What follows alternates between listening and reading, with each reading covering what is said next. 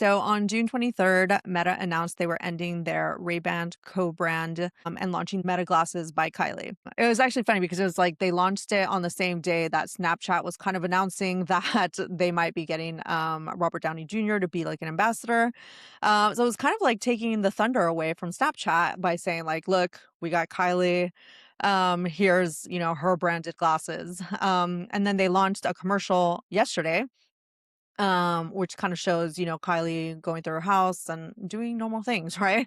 And so it again has brought up a bunch of questions about like who is this product for? Like who's going to be buying Meta glasses? And then of course all the privacy and security concerns from people that are like, I don't want to hang out with anybody that's wearing glasses because I don't want it to infringe on my privacy. And so part of the controversy that's going on here is by removing their partnership with Ray-Ban and just working with Kylie Jenner, they're kind of just like soft scrubbing the problem that everybody was complaining about. At the same time, there was an artist and creative director called Layla Gohar, who is known for her whimsical food environments, and she collaborated with Meta on this launch event. And all her fans were pretty disappointed in her and said, your work is beautiful, but your work is being used in service of something deeply troubling. Or I've admired you for a few years, and this is so disappointing. So it was kind of bringing up this whole idea of what it means to partner with brands that are using you to kind of improve their image, but then also this whole concept of selling out, right? It seems like we've kind of moved beyond the 90s discussion of like what it means to sell out and replaced it now with you can, go corporate, but you can't go to like brands that, potentially have bad images like Meta does or Palantir. What does it mean to partner with a brand as like a celebrity, tying your brands together? Is it beneficial or not? So, Leah, would love to know any thoughts that you have. When I saw the announcement of the collab, I had this moment that I think a lot of consumers are having where personally, I know a ton of people who work at Meta on Hmm. the Glasses project and who are like so smart and talented and well intentioned and like really interested in building technology and products that last.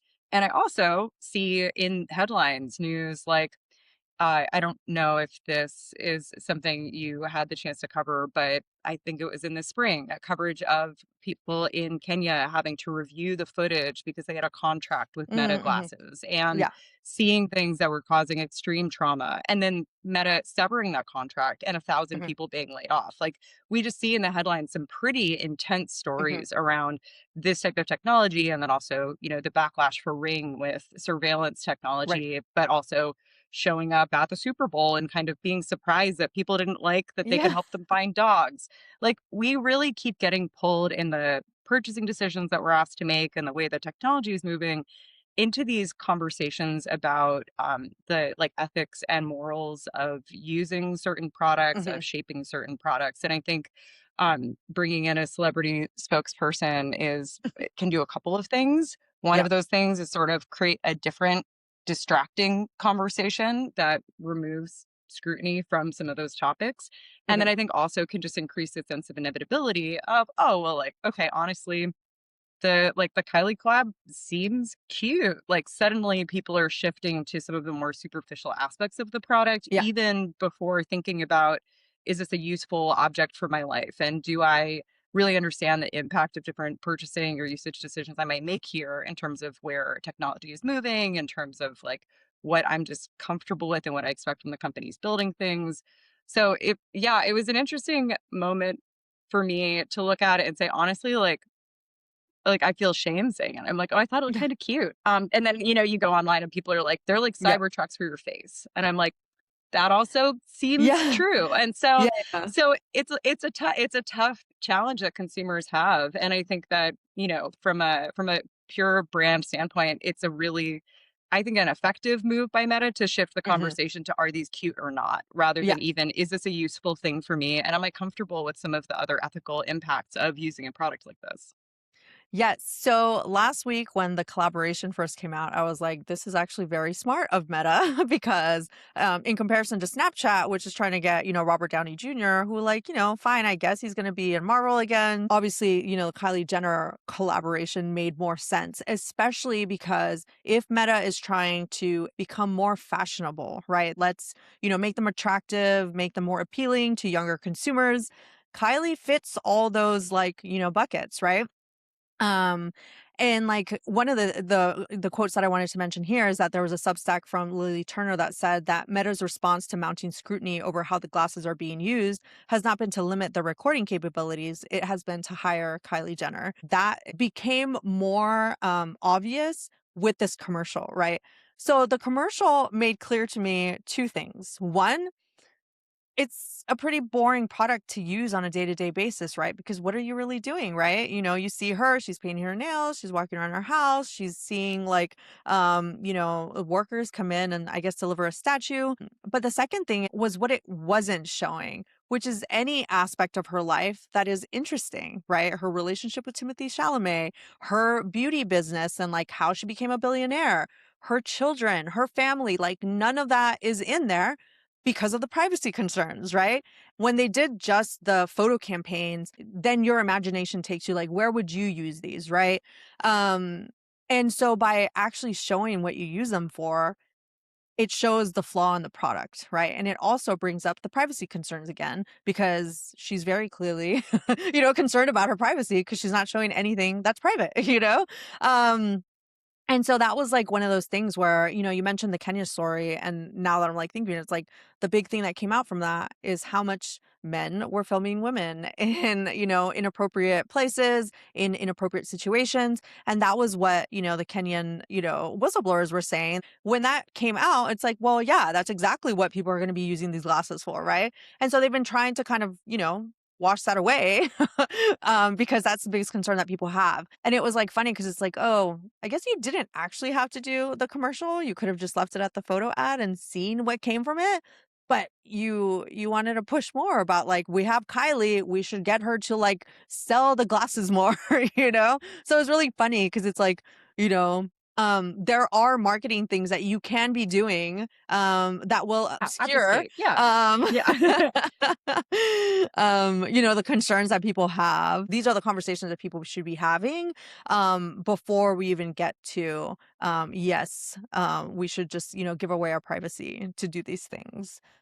Totally. And yeah, I mean, like, what are the use cases for these products right now? So for me, when I worked at Oculus, a big part of my choice to go there was, I mean, one, I knew some folks who were working in design there who were really brilliant, I had a lot of respect for. But two, I kind of felt self-conscious about being a skeptic about Mhm. VR, about like the like magical headset world use case, Mhm. the metaverse. I don't want to like naively think that the use cases aren't there. Let me go and work on it and find out if the use cases are there and if the technology's there and if this really feels like a tool for connection. And Mhm. for me personally, in a year working there, really interesting product to work on.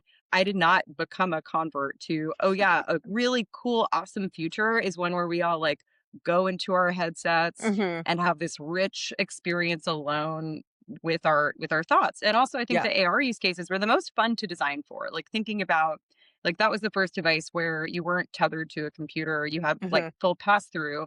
And so it was really fun to design experiences like, okay, great. And then you leave your boundary for your game. You can see your world. You walk to your kitchen to get a drink. You Mhm. see your other play space and you're like in this modified reality. It felt really exciting and interesting. Yeah. But then at the same time, this version of the world that you're in and no one else is in just doesn't feel great. And I don't think the killer app is there even now when we have Mhm. this much more sleek from a human factor standpoint Yeah. set of devices, which are more focused on augmented reality. This weekend, I was in Vegas and I went to Omega Mart. I don't know if you've been, but like Mm-mm. it's one of, so there's this art collective, Meow Wolf, and it's one of their big projects, this site specific immersive experience. And their whole like social media virality aspect is you go into what looks like a regular convenience store, but it's weird and they have weird products like tattooed chicken. And then you walk through the cooler and then you're in a different world. It's a very like it's Hmm. very it's fun. Teenage boys really like it, it turns out. And so I was standing there like looking around, doing what everyone else is doing, which is like Mhm. taking photos and being like, oh, I want my friends to see this back home. And I found myself standing next to someone looking at the cooler, and there was a tattooed chicken. And I heard them say, like, Meta, take a picture. And I was like, oh, weird. Like, and Oh, what a weird thing for me to observe you doing this. You sure. also, I'm alone, you're alone. We're not even having this experience together. You want to share this thing with someone who isn't having this experience with you. Like, Yeah. what a sad, strange world we're in where the main use case is taking a picture to show friends who aren't with you a thing that they Yeah. wouldn't enjoy as much if they were with you. So Yeah. I just, all this to say, like, the the use cases I still don't think are really there, and Yeah. so we're just focusing on, like, doesn't this look cool though? And we're also distracting from all of these other issues of, like, should we be using this right now? Is this Yeah. safe? Is this considerate? Like, there were so many things that were kind of they're trying to distract from, and I agree with you. I think an ad like that sort of points out, like, "Wait, is this a distraction? Like, is Yeah. this not it?" So, anyway, I just yeah, lots of thoughts, and it was weird to see it in the wild. Yeah, I think that's one of the conversations here I'd love to have with you. Like from a design perspective, if Meta is trying to sell glasses and, move us in that direction, what is the actual problem that Meta has to solve? Is it aesthetic, which is what Kylie Jenner is here to do to make it look more fashionable and less like the Snapchat, spectacles? Is it social, the fact that people feel as if they're being surveilled, that they're going to lose their privacy? Or is it something else? Is it like marketing where it's like you have to lead the horse to water, right? Like you have to teach people and educate them on what they can actually use the meta glasses for. Um, and like, is it just that they haven't found that thing yet? And then as soon as they do, people will be like, okay, I get it. Now I need to get like meta glasses. Yeah, one of the big macro problems I would love to see Meta solve is engaging with the problems that are arising from their technology and how they're building it. And I do think consumers feel it. If you're using, as you Yeah. said, Kylie Jenner as a spokesperson, that's making a decision to reach out to women, young women who Hmm. identify as like again, fashionable, existing in the world. They have a lot of purchasing power. If you want to relate to them and actually have respect for them, you would conduct yourself differently as a business, I think. So that's like one thing. But I Yeah. think in terms of like aesthetic, social, something else, yeah, I do think I like teams working on the with real use cases from here. I think that aesthetic, I think it was a good move. I think that I think Ray-Ban has not come across as like a really fashionable brand in a long Yeah. time. Definitely less so for women than for men. And so I think if you're trying to have more of a shift again on the demographic side and in terms of who, buys your product, that's really smart. And I also think that like Meta's really been putting the work in on Hmm. obtaining design credibility, and so Yeah. like I think it's exciting and interesting to see them owning that and considering that a differentiator. I'm curious to see where they take that. There is a lot of opportunity on the design side as well, which is like how do you make it so that one this object being in these spaces there is any amount of communicated intention around more privacy awareness, like more sensitivity to the people who are doing, any kind of review of footage on these devices, like take more ownership, take Hmm. responsibility for the privacy aspects, and also like play around with a little bit more how someone who's wearing this device is still existing in community with people around Hmm. them. I think that if I'm wearing a device and I'm saying like Meta take a picture, not only is that like weird for the people around me, but Yeah. it's not inviting them in, it's alienating, it's Yeah. not making them into a brand spokesperson. And I think that, when I look at successful brands, it's ones where someone sees someone else using a thing and they're like, oh, sick. Like, I want to have the experience of using that thing. Yeah. It's not, I want to buy that thing. I want to use it. And I feel motivated and it's already connecting with me even before I have it Yeah. in my property. And so, I do think there's a really big miss, and I'm curious, from an industrial design standpoint, from user experience standpoint, if there, I remember Google Glass back in the day, like had a light to tell you it was recording, which did not make people feel more connected to it and Right. like it more. That, if you recall, was went really badly. So there's Well, but something that's one of here. the There's some things. opportunity. Yeah. Well, that's Hmm. one of the things with this new version of the glasses. It got rid of the light. So it does make it more difficult for people to know that there is a device around them that's on, right?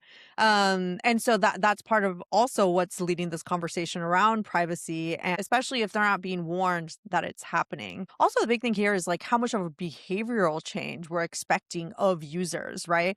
And Right. as we know, those changing of habits is like one of the hardest things to get people to do, especially if there are social knocks against it. So that's Yeah. kind of, the uphill battle that, Meta is fighting right now, but using a, influencer, um, who it's funny. The other thing I was thinking of is like, clearly, like, Kylie is used to having her life recorded. That's what made her famous, or part of what made her famous. And then, she went off and did the beauty thing. But it was so glaring the fact that she wasn't willing to show more of her life, which she clearly has no qualms doing about, for like the Kardashian show. And so that was like another misstep for me because it was like, oh, you're not even putting it in the real context of what her life really is, which is what you're supposed to be doing for like the Meta glasses. So it just ended up being like an all around fail for me. I haven't really heard any backlash from her fans or like people, which I think is interesting when that artist did, right? And I think there is, just kind of taking it back to the conversation about like what it means to collaborate with a brand, especially a controversial Mhm. brand, is what it means for you depending on like where your character, your integrity, the way that you've been showing that you show up for things, um where if it makes sense then people have less, ammo, right, for you. Whereas with Layla Gohar, the people were upset and were disappointed that she did partner with them. And I do think that there is going to be some sort of a reckoning that has to happen. Either like one where it's like we stop caring about, influencers at all, which is what we'll talk about later. And, when I'm talking about, the Odyssey and the influencers and kind of, how they're not being welcomed in that, and whether that's a new Mhm. future that we have to look forward to, or if it's going to go more in where we trust creators, we trust, celebrities, we trust politicians, and the more that we put our trust in them, the more that we trust the products that they're selling, policies that they're selling, their ideals, their values, and all that, and how much we're giving up of our own making choices in what we buy, in what we, and who we vote for, and everything outside of that. So I'll be curious to see kind of what comes from this because it does bring up questions beyond that for me, right? Just in terms of both marketing, but like personally. So that's one of the lessons here is kind of like figure out where your brand stands for creators. If you are going to work with these types of controversial brands, you have to be able to stand up to it and own it, right? If you're not going to do that, then like maybe reconsider that it's not worth taking, I'm sure she got paid, well, it's Meta. They have a lot of, budget. And then as a like brand that's like working with, influencers, like make sure that that overlap is there so that like you both kind of benefit from the situation. Any lessons Definitely. from you? Yeah, I Okay. mean, the amount that you're getting paid, do Yep. you feel that that's enabling you to do better work on behalf of the communities that you represent? Or are you doing more for the person who's paying you to your own Hmm. detriment? And I think, and to your community's potential detriment. And so I think Right. it is that like being very thoughtful about potential yeah, ramifications that are financial or just like brand trust greater than what you're getting paid to do something, and then being, as you said, like ready and willing to take responsibility for Yeah. what you are doing with your time and Right. like the risks that you are taking, and hopefully, to maintain trust with your community, have a good reason beyond like, well, it's inevitable and a seat at the table, like there's a Yeah. little Yeah. bit Yeah. more Yeah. ownership that I think you need to be prepared to take. I'll throw in one last one because what you just said reminded me of that is um There are ways for brands to obscure bad press, and I think this was one of the, big ones of doing that is, like, the celebrity thing. I saw it recently with, Gwyneth Paltrow partnering God, with that, yes. luxury hotel. The conversation just kind of became about that instead of, like, the resort and all that. So, those are questions that you need to be asking yourself of, like, where's this conversation gonna head, and do you actually wanna have those conversations? Because if you don't, then, like, don't do it. But if you are trying to flip the conversation, then getting a celebrity to be a shield, I guess, is a very clever marketing ploy that is effective. Totally, and something you mentioned is, like, Kylie's fans don't seem too mad. Her brand has never been about some kind of, Yeah. like, moral alignment. Like, that's Right. just never been the thing, and Yeah. so if you're excited for Kylie in general, like, of Yeah. course, you're gonna still be excited for Kylie. I think that, other creators who are faced with this opportunity of, "Okay, great, I just have to support this thing, and, like, maybe it's brand aligned for me, and, like, Hmm. financially, it's aligned for me." The thing to check in on is, like, couldn't it be more valuable to you long term to actually take more of a stand in your brand? Like, there are the Hmm. Kylies of the world. There are already people who, like, their audience is not contingent on them showing up in a certain way in the world. It can feel really daunting when I think a lot of folks are losing faith in institutions and brands to, like, Yeah. do the right thing. It could feel sort of like, well, I'm going to have to take money from someone compromised anyway. Yeah. I think there's a moment here for creators to really look at, like, what they stand for, and is there an opportunity to go deeper in that? It may take more work, but it also would be something that you own that is hopefully, much more high integrity and serves your audience and your community better than, just going with something Kylie's already doing it. Yeah, agreed. I think that's the perfect segue into A24 and Google.